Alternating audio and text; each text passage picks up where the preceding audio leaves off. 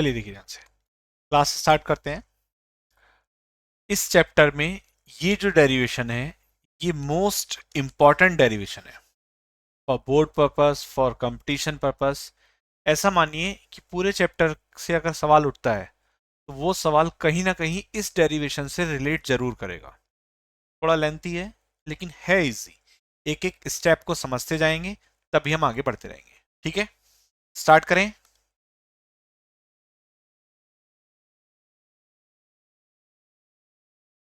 देखिए ध्यान से, तो स्टार्टिंग करते हैं। हम करने के वाले हैं, हम हाइड्रोजन एटम के करस्पॉन्ड बोर थ्योरी को एक्सप्लेन करने वाले हैं। इसे सॉल्व करते हुए हम यहाँ से हाइड्रोजन जो एटम है उसकी रेडियस की बात करेंगे, इसे हम बोर रेडियस बोलेंगे हाइड्रोजन एटम के केस में। और जो स्पेक्ट्रल लाइंस ऑब्जर्व होंगी उसकी डिफरेंट डिफरेंट एनर्जी लेवल्स की बात हम यहाँ पर करने वाले हैं। आप यहाँ पर जो इलेक्ट्रॉन घूमता है उसकी वेलोसिटी की बात करने वाले हैं। ये सारी कैलकुलेशंस हम इस डेरिवेशन में करेंगे। ठीक है, तो हमने शुरुआत करी, हमने कहा हमारे पास एक न्यूक्लियस है जिस पर चार्ज कितना है प्लस का जेड ई। अभी हम नहीं ले रहे वो हाइड्रोजन एटम का ही न्यूक्लियस है, फिलहाल हम जनरल कंसेप्ट लेके चल रहे हैं। और जब हम स्पेशली हाइड्रोजन एटम के लिए मेंशन करेंगे तब हम बोल देंगे कि हाइड्रोजन एटम के लिए जेड की वैल्यू 1 होगी। उस 1 को वैल्यू को पुट करके तब क्वेश्चन को सॉल्व कर लेंगे। ओके, तो यहां से हमने कहा कि आर रेडियस के पाथ पर एक इलेक्ट्रॉन जिसका मास m है वो v वेलोसिटी से ट्रेवल कर रहा है। ओके, तो bore theory of hydrogen atom की हमने शुरुआत करी और हमने कहा हमारे पास न्यूक्लियस है जिस पे चार्ज कितना है प्लस के जेड ई। एक इलेक्ट्रॉन है जो v वेलोसिटी से circular path of radius r पर ट्रेवल कर रहा है और जिसका मास कितना है m है। अभी अभी हम थोड़ी देर पहले बोर थ्योरी के पॉस्टुलेट्स पढ़ के आए हैं। पॉस्टुलेट्स में हमने ये पढ़ा था कि जो फर्स्ट पॉस्टुलेट था न्यूक्लियर कॉन्सेप्ट, उसके अंदर पढ़ा था हमने कि जो यहाँ पर इलेक्ट्रॉन और न्यूक्लियस के चार्ज के बीच में इलेक्ट्रोस्टैटिक फोर्स लगेगा उस फोर्स को ही बैलेंस करेगा सेंट्रिपिटल फोर्स। ठीक है, तो वन बाय वन बात कर लेते हैं। सबसे पहले अगर मैं बात करूं, अच्छा हाइड्रोजन एटम की जब स्पेशली बात करेंगे तब हम z की वैल्यू कितने लेंगे, in case of hydrogen atom 1 लेंगे। अभी फिलहाल हम बात करते हैं लगने वाले इलेक्ट्रोस्टैटिक फोर्स की। तो according to physics, Coulomb's law के अकॉर्डिंग वो होता है आपका 1/4 pi epsilon naught Q1 Q2 upon are square. Q1 है आपका जेड ई, Q2 है आपका ई और डिवाइडेड बाई डिस्टेंस का स्क्वायर दैट इज आर का स्क्वायर। इस 1/4 पाई एप्सिलॉन नॉट को जब हम इन शॉर्ट लिखते हैं तो हम के लिख देते हैं और ये हो जाएगा आपका Z E square divided by R square. ठीक है, नाउ इलेक्ट्रॉन को एक पर्टिकुलर ऑर्बिट में रखने के लिए keep electron in the orbit, electron को पर्टिकुलर ऑर्बिट में रखने के लिए इस इलेक्ट्रोस्टैटिक फोर्स को बैलेंस करेगा सेंट्रिपिटल फोर्स। और जब कोई पार्टिकल आर रेडियस के पाथ पर ट्रेवल करता है तो उसके ऊपर सेंट्रिपिटल फोर्स लगता है mv² अपॉन आर। इसे बैलेंस करेगा कौन, K Z E square divided by R square. मैंने आपको बोला एक एक लाइन को बहुत ध्यान से समझते रहना, कैसे जैसे जैसे मैं बोलता रहूंगा उसे फॉलो करते रहना, तो डेरिवेशन में कभी भी कंफ्यूजन नहीं होगा। कि लेंथी डेरिवेशन है तो वैल्यू पुट करने में कंफ्यूजन हो जाता है और उसके अकॉर्डिंग हम रिजल्ट्स डिफरेंट निकाल देते हैं। ठीक है, हालांकि गलत तो करेंगे नहीं क्योंकि बेसिक मैथमेटिक्स है, लेकिन रिजल्ट्स डिफरेंट आते हैं जिनकी रिक्वायरमेंट हमें नहीं रहती। तो इसलिए आप एक एक स्टेप को बहुत ध्यान से समझेंगे। तो हमने क्या करा, सेंट्रीपिटल फोर्स को इक्वल कर दिया इलेक्ट्रोस्टैटिक फोर्स के। यहां से अगर बात करें तो इस आर से ये स्क्वायर कैंसिल हो जाएगा और जैसे ही ये स्क्वायर कैंसिल होगा तो इक्वेशन बचेगी हमारे पास mv² equal K Z E square divided by R. इसे इक्वेशन नंबर 1 मानेंगे। ठीक है, जिस जिस इक्वेशन को जो हम मान रहे हैं आप ऐसे ही मान के क्वेश्चन को सॉल्व करें, आपका जो डेरिवेशन है वो बहुत इजीली वे में सॉल्व हो जाएगा। ठीक है, नाउ mv² इक्वल टू कितना हो गया आपका, के जेड ई स्क्वायर अपॉन आर। यहां से अब आर की वैल्यू निकालेंगे तो आर की वैल्यू यहां से कितनी आ जाएगी, के Z E square divided by mv²। इसे इक्वेशन नंबर 2 बोलेंगे। ओके, नाउ जिसे जहां स्टेप में डाउट हो तो प्लीज अपने अनम्यूट करके पूछ लें तभी। थोड़ा सा आगे बढ़ते हैं इसमें हम, देखिए ध्यान से। According to Bohr quantization condition, according to Bohr quantization condition, L equal M V R equal N H upon 2 pi. यहां से हम आर की वैल्यू निकालेंगे, कितनी आ जाएगी, N H divided by 2 pi M B. इसे इक्वेशन नंबर 3 बोलेंगे। ठीक है, now from equation 2 and 3, from equation 2 and 3, equation 2 और 3 को जब हम इक्वेट करेंगे, यहां पर भी आपकी आर की वैल्यू है, यहां पर भी आपका आर है, दोनों को इक्वेट कर देंगे तो ये कितना आ जाएगा, K Z E square divided by M we square equal N H divided by 2 pi M B. ठीक है, यहां से जो कटेगा उसे कट कर देंगे, जैसे वी स्क्वायर से, एक स्क्वायर से वी कैंसिल हो जाएगा, एम से एम कैंसिल हो जाएगा, बाकी जो बचेगा उसे ले लेते हैं और हम वी की वैल्यू को कैलकुलेट कर लेते हैं। तो यहां से वी की वैल्यू सॉल्व करके कितनी आ जाएगी, 2 पाई के जेड ई स्क्वायर और divided by N H. Equation number, ये आपकी कहां तक हो गई, 1 2 3 हो गई, ये हो गई आपकी इक्वेशन नंबर 4। यहां तक क्लियर है सबको, तभी आगे बढ़ेंगे। यस और नो, क्लियर है सबको ना? ठीक है, ओके ओके। नाउ इस इक्वेशन 4 को उठा के हम इक्वेशन 3 में पुट करेंगे। पुट इन इक्वेशन 3, जैसे ही रखेंगे तो यहां से आर की वैल्यू कितनी आ जाएगी आपकी, N H divided by 2 pi M B. Okay, then after value को पुट करेंगे, सॉरी वी की वैल्यू, स्क्रीन लैग होने का रीजन रहता है सर्वर का डाउन होना। ठीक है, तो आपका नेट इशू होगा जिसकी वजह से ऐसा हो रहा है। यहां से क्लियर है? ठीक है, देखिए वी की वैल्यू को यहाँ पे पुट करेंगे तो कितना आ जाएगा, 2 पाई के जेड ई स्क्वायर, और जो नीचे एन एच है वो ऊपर चला जाएगा multiplied by N H. That means ये सॉल्व करके आ गया आपका N square H square divided by 2 2 ज़ा 4, pi into pi, pi square M K Z ई स्क्वायर, इक्वेशन नंबर 5। ओके, ये आ गई आपकी आर। अगर इस इक्वेशन को बहुत ध्यान से देखें तो एच आपका प्लांक कांस्टेंट, पाई वैल्यू आप नोन है, एम फॉर इलेक्ट्रॉन 9.1 इंटू 10⁻31, के 1/4 पाई एप्सिलॉन नॉट, इसकी वैल्यू भी आपको नोन है, जेड हाइड्रोजन एटम के लिए 1 होगा, और ई क्या है आपका, ई है charge of electron, that is 1.6 into 10⁻19। Now इसे शिफ्ट कर देते हैं, अब देखिए यहां से, दैट मीन्स आर की जो प्रोपोर्शनैलिटी है वो किसके ऊपर है, केवल एन स्क्वायर के ऊपर। जैसे जैसे एन की वैल्यू बढ़ेगी वैसे वैसे आर की वैल्यू बढ़ेगी, और ये किस रेशियो में बढ़ती है, ये बढ़ती है 1:4:9:16। ऑब्वियसली 1 का स्क्वायर 1, 2 का स्क्वायर 4, 3 का स्क्वायर 9, 4 का स्क्वायर 16, इस रेशियो में ये बढ़ती चली जाती है, जहां पर एन जो है आपका, वो है आपका प्रिंसिपल क्वांटम नंबर। एन क्या है आपका, प्रिंसिपल क्वांटम नंबर है। हाइड्रोजन एटम के लिए बात करेंगे और उसकी फर्स्ट ऑर्बिट की बात करेंगे तो z equal to 1, N equal to 1, तो यहाँ से आर नॉट इक्वल टू कितना आ जाएगा, एन की जगह 1 आ जाएगा तो कितना बचेगा, H square divided by 4 pi square M K, Z की वैल्यू 1 आ गई, ई स्क्वायर। अब अगर इन वैल्यूज को देखें तो ये प्लांक कांस्टेंट, ये पाई की वैल्यू नोन है, एम नोन है इलेक्ट्रॉन के लिए, ये 1/4 pi epsilon not E known है। जब सारी वैल्यूज को पुट करते हैं तो ये अप्रोक्सीमेटली सॉल्व करके आता है 0.53 एंगस्ट्रॉम।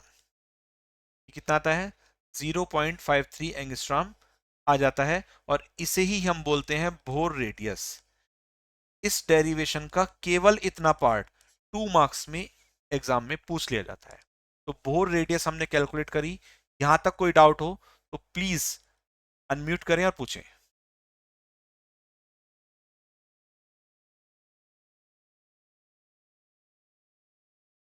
Any doubt? चलिए मैं एक बार फिर से रिपीट कर देता हूँ डेरिवेशन को। शुरुआत करी हमने कहाँ से, न्यूक्लियस से, और न्यूक्लियस पे चार्ज कितना रहा प्लस के जेड ई। उसके चारों तरफ इलेक्ट्रॉन रोटेट कर रहा है, और इन दोनों के बीच में इलेक्ट्रोस्टैटिक फोर्स लग रहा है, वो कितना होता है के जेड ई स्क्वायर अपन आर स्क्वायर। उसे बैलेंस कर रहा है centripetal force M we square upon R. R से स्क्वायर कैंसिल कर दिया, जितना बचा उसे लिखकर इक्वेशन नंबर 1 मान ली। फिर आर की वैल्यू निकाली, इक्वेशन नंबर 2 आ गई। According to Bohr quantization condition L equal M V R equal N H upon two pi. यहाँ से आर की वैल्यू निकाली, वो कितनी आई, N H upon two pi M V आई। इक्वेशन 2 और 3 को इक्वेट करा तो K Z E square upon M we square कितना आ गया, N H upon two pi M V. Solve करा, जो कटना था कट करके वी की वैल्यू निकाली। वी की वैल्यू निकाल के हमने इक्वेशन नंबर 3 में पुट करी, और जब पुट करी तो आर की वैल्यू कितनी आ गई हमारे पास, N square H square 4 pi square upon M K Z ई स्क्वायर। यहां से हमने ऑब्जर्व करा हाइड्रोजन एटम के लिए Z की वैल्यू 1 और N की वैल्यू 1। उससे पहले N की प्रोपोर्शनैलिटी चेक करी तो R जो है डिपेंड कर रहा है N स्क्वायर पर। N की वैल्यू 1 2 3 4 होती है, तो उसका जो रेशियो होगा रेडियस के इंक्रीज होने का वो कितना हो जाएगा, 1:4:9:16। हाइड्रोजन एटम के लिए Z की वैल्यू 1 लिया आपने, फर्स्ट ऑर्बिट की बात करी, जब दोनों वैल्यू पुट करी तो इक्वेशन बन के आई इतनी। इस पूरी इक्वेशन में जितनी भी वैल्यूज हैं सारी की सारी कांस्टेंट्स हैं। तो जब सारी की सारी कांस्टेंट्स हैं तो हम यहाँ से क्या कर सकते हैं, हम इन कांस्टेंट्स की वैल्यू को पुट कर सकते हैं। ऑन पुटिंग जब हम सॉल्व करते हैं तो सॉल्व करके आता है 0.53 एंगस्ट्रॉम। इसे आपको याद रखना है, ठीक है। इसे आपको क्या करना है, याद रखना है, ऑब्जेक्टिव में डायरेक्ट भी पूछ ले जाता है। यहाँ पर आप वैल्यू पुट करके सॉल्व नहीं करें प्लीज, ओके, अंडरस्टैंड।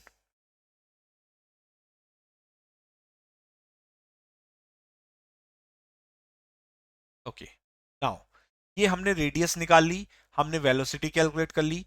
अब हम बात करेंगे एनर्जी ऑफ द इलेक्ट्रॉन की। अब हम किसकी बात करने वाले हैं, एनर्जी ऑफ द इलेक्ट्रॉन की। चलिए बहुत ध्यान से देखेंगे, इसमें बोर थ्योरी में चल रहा है, डेरिवेशन में, सिंगल डेरिवेशन में। कभी कभी ये पूरा डेरिवेशन 5 मार्क्स के क्वेश्चन में पूछ लिया जाता है। एनर्जी ऑफ द इलेक्ट्रॉन, देखिए इसके लिए वो भी फॉर nth ऑर्बिट के लिए हम जानते हैं एनर्जी निकलेगी तो काइनेटिक एनर्जी भी निकलेगी, और साथ साथ क्या निकलेगी, पोटेंशियल एनर्जी भी निकलेगी। काइनेटिक एनर्जी होती है 1/2 mv स्क्वायर, और पोटेंशियल एनर्जी होती है जितना हमने पढ़ा है के Q1 Q2 upon R।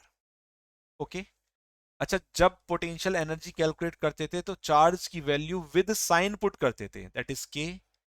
Q1 क्या था, न्यूक्लियस, दैट इज प्लस के जेड ई, और ई Q2 क्या था, इलेक्ट्रॉन, दैट इज माइनस के ई, और डिवाइडेड बाई आर। तो ये कितना आ गया यहाँ से, minus K Z E square divided by R. Okay, यहाँ तो कोई प्रॉब्लम नहीं होनी चाहिए। अब 1 मिनट जरा इधर देख लीजिए, इक्वेशन 1 जो थी आपकी, ये रही। यहां पर मैंने direct m we square equal to this रखा। तो अगर मैं इस इक्वेशन को थोड़ा सा मॉडिफाइड करूं, और मैं डिवाइडेड बाई 2 इधर कर दूं और डिवाइडेड बाई 2 इधर कर दूं, तो ये बनेगा 1/2 mv square equal 1/2 kZe square upon r. That means by using equation 1 हम काइनेटिक एनर्जी की वैल्यू निकाल सकते हैं। और वो काइनेटिक एनर्जी की वैल्यू कितनी आ जाएगी, यहाँ लिख देते हैं, इक्वल क्या आ जाएगी आपकी 1/2, या फिर के जेड ई स्क्वायर और divided by 2 r. Use equation 1। Kinetic energy और पोटेंशियल एनर्जी की वैल्यू कैसे आई पता चला आप लोगों को, यस और नो,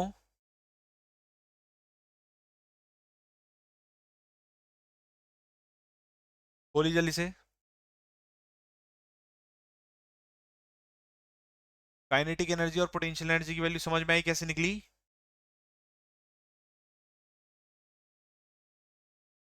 समझ में आई, यस यस, वेरी गुड।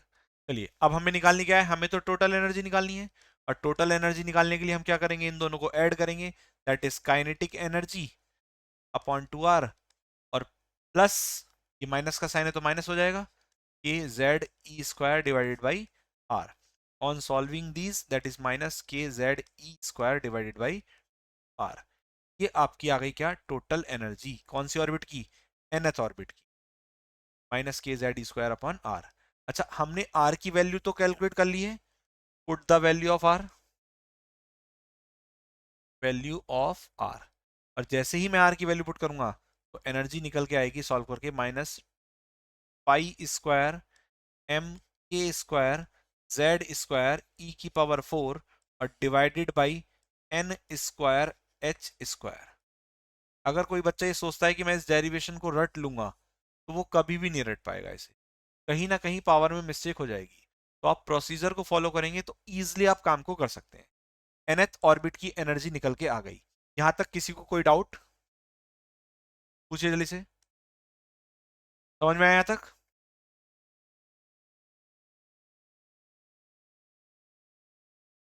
आया समझ में? अनम्यूट करिए, बताइए जल्दी से।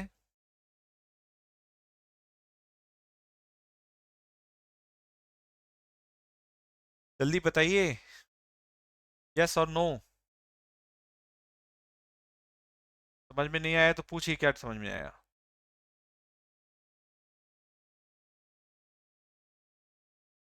आप लोगों तक आवाज पहुंच रही है मेरी?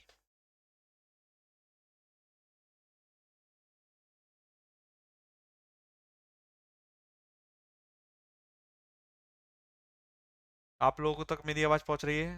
सर आवाज आ रही है क्लियर? बेटा यहां तक समझ में आया?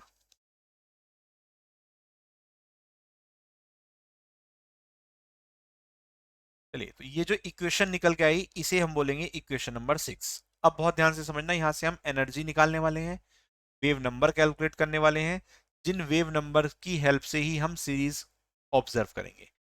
तो अगर मैं इस फॉर्मूले को मॉडिफाइड करके लिखूं तो ये हो जाएगा e N equal, just wait, थोड़ा सा डिस्टर्बेंस हो रहा है।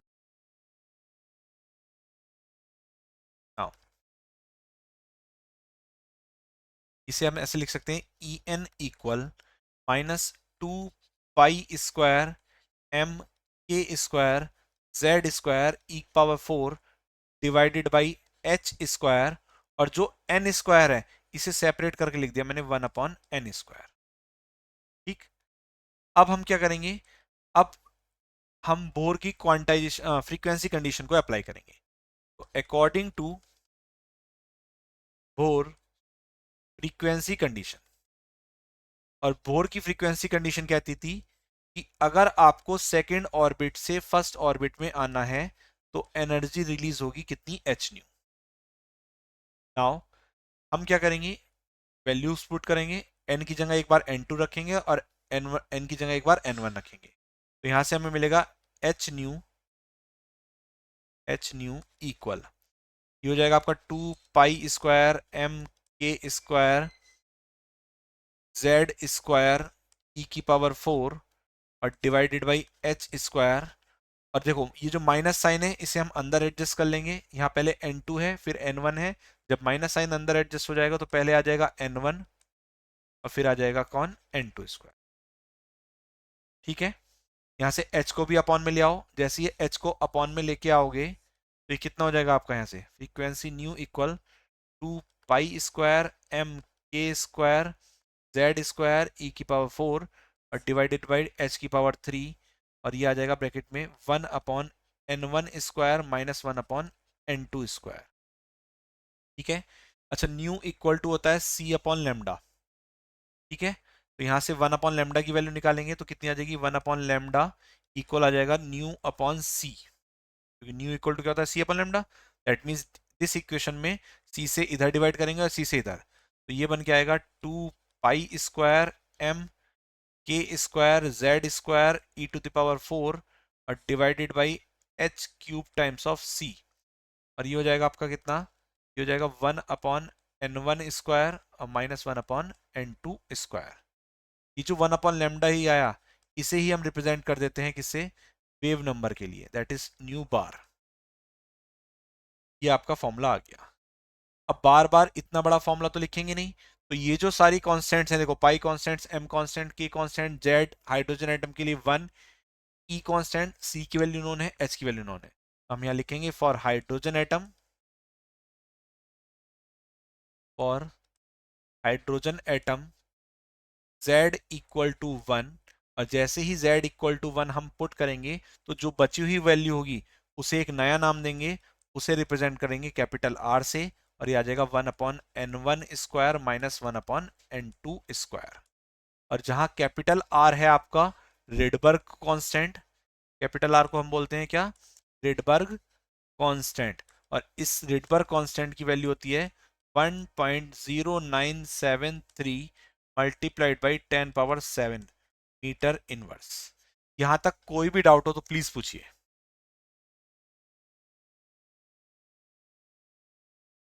इतना समझ में आया?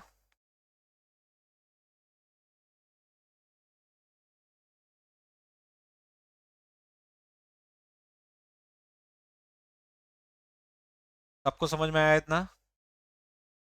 ठीक है, बेसिक मैथमेटिक्स है, बस उसे स्टेप्स को फॉलो करने हैं। और स्पेशली जो शुरू की 3 से 4 इक्वेशंस बनेंगी, वहां तक के स्टेप्स को फॉलो करना है। अब देखिए, रिमाइंड करते हैं डेरिवेशन को बोलकर। ठीक है, आप लोग भी बहुत ध्यान से आंखें बंद करके सुनेंगे और सोचेंगे कि क्या ऐसे ही स्टेप्स फॉलो करे थे हमने। तो शुरुआत करी हमने कहां से?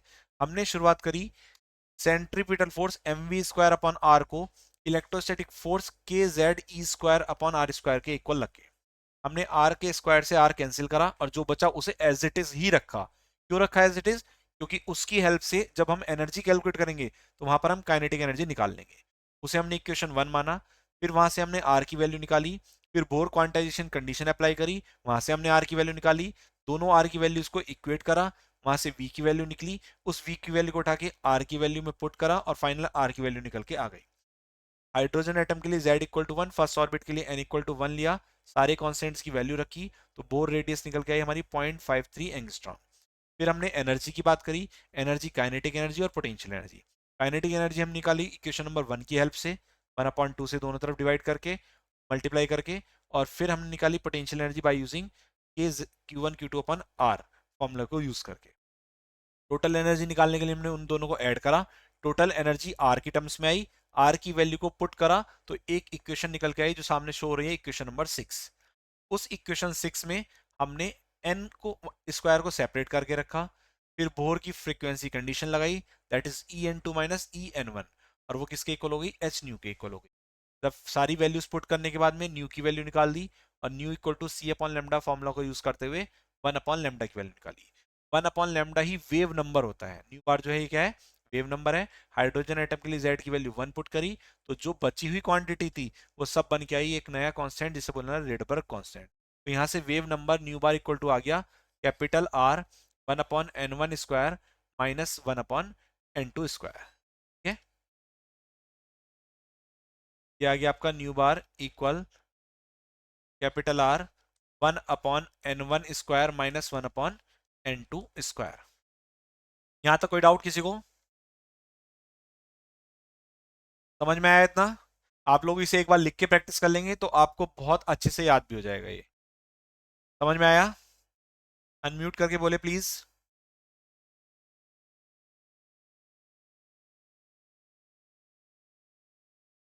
बताएं सब लोग जल्दी से, अनम्यूट करके बोला करें, ठीक है? मैसेज से ज्यादा माइक का यूज करें। ओके, चलिए। अब यहां से ही आपका पैटर्न ऑब्जर्व होता है सीरीज का। पहली सीरीज हमें मिलती है लाइमन, दूसरी सीरीज मिलती है हमें पास्चन, सॉरी बामर, थर्ड मिलती है पास्चन, फोर्थ है ब्रैकेट, और फिफ्थ सीरीज है आपकी कुंड, कुंड सीरीज। ठीक है, शुरुआत करते हैं लाइमन से। अगर इलेक्ट्रॉन जंप करता है किसी भी हायर एनर्जी लेवल से n1 बराबर 1 में, कहां से? n2 बराबर 2 भी हो सकता है, 3 भी हो सकता है, 4 भी हो सकता है। तो फॉर्मूला क्या बन के आएगा? New bar equal capital are 1/1 का square minus 1/n2 square. n2 की वैल्यू आप कुछ भी रख सकते हैं। तो वहां जो सीरीज ऑब्जर्व होगी वो सीरीज होगी लाइमन, और ये सीरीज आपको अल्ट्रा वायलेट रीजन में ऑब्जर्व होती है। सेकंड आते हैं बामर। अगर इलेक्ट्रॉन किसी भी हायर स्टेट से आपका n1 बराबर 2 स्टेट में, n1 बराबर 2 में आता है, n2 की वैल्यू क्या है आपकी? 3 4 5 लाइक दैट, कुछ भी है आगे की स्टेट। तो फॉर्मूला क्या बनेगा, nu bar equal to capital r और 1/2 स्क्वायर माइनस 1/n2 स्क्वायर। ठीक है, ये जो सीरीज है, ये बामर सीरीज है, ये आपकी विजिबल रीजन में मिलती है। फिर आते हैं पास्टन सीरीज में। अगर n1 बराबर 3 में इलेक्ट्रॉन आता है किसी भी हायर स्टेट से, 4 5 6 लाइक दैट, तो उसके लिए वेव नंबर कितना होगा, capital R 1/3 square minus 1/n2 square. अब ब्रैकेट की बात करें तो n1 बराबर 4 में है, n2 की वैल्यू क्या क्या है, 5 6 लाइक दैट। तो वेव नंबर यहां से कितना आ जाएगा इसका, कैपिटल आर 1/4 का स्क्वायर माइनस 1/n2 स्क्वायर। और फुंड की बात करें तो n1 बराबर 5 में है, n2 की वैल्यू क्या क्या है आपकी, 6 7 8 लाइक दैट। इसके लिए फॉर्मूला क्या बनेगा वेव नंबर का, that is r 1/5 square minus 1/n2 square. देखिए, फर्स्ट सीरीज मिली आपकी अल्ट्रावायलेट रीजन में, सेकंड सीरीज मिली आपकी विजिबल रीजन में, थर्ड सीरीज मिली आपकी आईआर रीजन में, इंफ्रारेड, ये भी आपकी आईआर रीजन में मिलती है और ये भी आपकी आईआर रीजन में मिलती है। ये ऑब्जेक्टिव में पूछा जाता है। यहां तक कोई भी डाउट हो तो बता दो, और अगर डाउट नहीं है तो मेरे एक क्वेश्चन का आंसर दे दीजिए, ये जो सबसे पहले कौन सी सीरीज ऑब्जर्व हुई होगी, बताइए जल्दी से। सबसे पहले कौन सी सीरीज हमें ऑब्जर्व हुई होगी,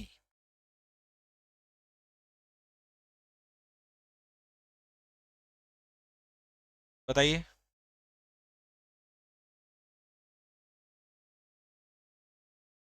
अनम्यूट करके बताएं प्लीज। एक आंसर आया फुन।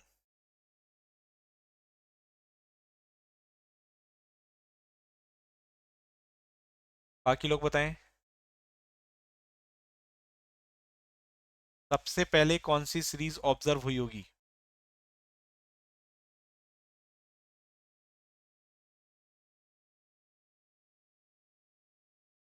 बताइए, हेमंत,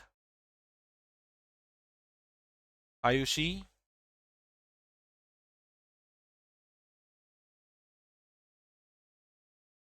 चलिए कोई बात नहीं, आप नहीं बता रहे तो मैं ही बता देता हूं। देखिए, सबसे पहले सीरीज ऑब्जर्व हुई थी बामर, क्योंकि वो सीरीज हमें मिली थी विजिबल रीजन में, तो सबसे पहले हमने ऑब्जर्वेशन किसका करा था, बामर सीरीज का करा था। बाद की सीरीज जो है बाद में मिली है, ठीक है। तो यहां तक हमने इसे पढ़ा। अब हम नेक्स्ट लेक्चर में जो पढ़ने वाले हैं वो हम पढ़ेंगे limitations of Bohr theory, energy level of hydrogen atom, और चार डेफिनेशन पढ़ेंगे, excitation energy, ionization energy, excitation potential और आयनाइजेशन पोटेंशियल। इतना पढ़ने के बाद हमारा चैप्टर हो जाएगा फिनिश। ओके, तो वो हम कल के लेक्चर में पढ़ने वाले हैं, ठीक है। अब आपके पास 5 से 5 मिनट का टाइम है, आपका कोई भी डाउट हो इस चैप्टर के रिगार्डिंग या कोई फिजिक्स से रिगार्डिंग तो पूछ सकते हैं आप। कोई डाउट है आपका,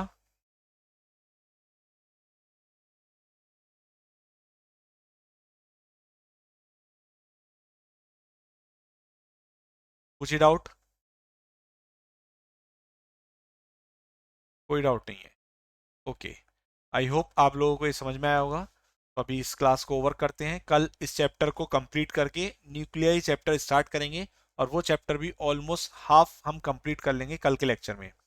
और संडे में हम न्यूक्लियाई चैप्टर कंप्लीट करके आपका सेमीकंडक्टर इलेक्ट्रॉनिक्स चैप्टर स्टार्ट कर देंगे। Okay students,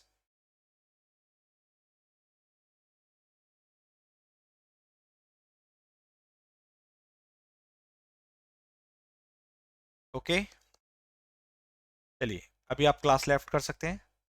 thank you.